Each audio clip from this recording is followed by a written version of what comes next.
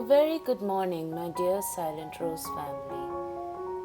In Luke chapter 5, verse 31 to 32, Jesus said, "Those who are well have no need for a physician. It is those who are sick who need one. I have not come to call the righteous, but the sinners to repentance."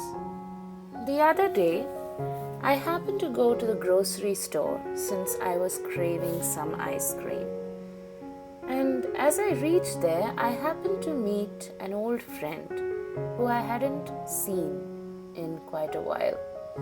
We used to sing in the choir together, and so we had quite a good friendship. And in conversation, I found out she unfortunately lost her mother in the past year to cancer. She and her mother used to come in for daily mass to spend quality time with the Lord. Her relationship with Jesus was a beautiful gift towards which her mother led her to. And now, with the passing of her mother, my friend said that she couldn't find it in her heart to set foot into the church again. She was very angry at God for taking her mother away from her. But the other side of the problem was she was also feeling extremely guilty because after her mother passed, she got into an addiction for alcohol and drugs. She felt guilty that she was finding comfort in all these other avenues except for God.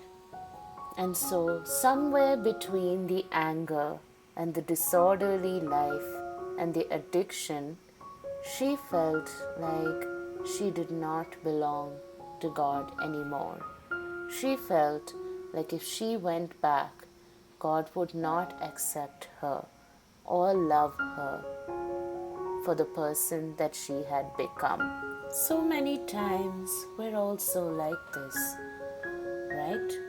When we have a spiritual high where our prayer life is in place, we're fasting, we're doing all the novenas in the world, we're praying the rosary regularly, and we feel all of God's graces, we feel amazing. But then there are also times where we fall, where we struggle to pray, where our vices or our addictions get the better of us, where we are far from being perfect, and we feel like we are not worthy of God's love. We are not worthy of being blessed by God. We feel like we are not enough. But dear friends, if you look at Jesus' ministry life, whenever he went into the city, he did not go looking for the righteous people.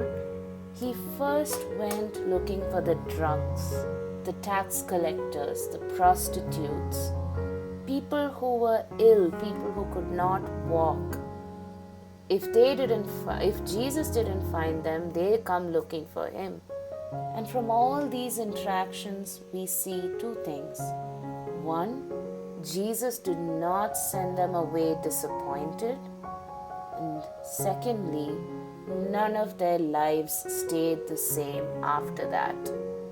And so, dear friends, what we need to remember from this is that God values your prayer during struggle infinite times more than any prayer you pray perfectly in your best times. You don't have to compartmentalize God into the time you spend praying a novena or a time you spend in your evening prayer. God is so much more than that. He also wants to spend every waking moment of your day with you. And so even when you do the simplest of tasks, it can be something as mundane as I don't know, changing the diapers of your baby. Even then, invite God into that moment. Maybe you're riding to work on your car or your bus, or you're just taking a walk. Invite God into those moments. Talk to Him about the good stuff and the bad stuff. God doesn't need a filter. He has come to celebrate you in your highs and also cherish you in your lows. So rather than pushing Him away in your not so perfect moments, maybe invite Him in. Let Him come in and heal the part of you that is wounded and hurting. On that note, dear friends, I give you an invitation to invite God into your deepest, darkest parts, into those parts of you that you feel ashamed about. Invite Him into all those places in your life where you feel like you are unworthy of His love. Have a wonderful day, dear friends. God bless.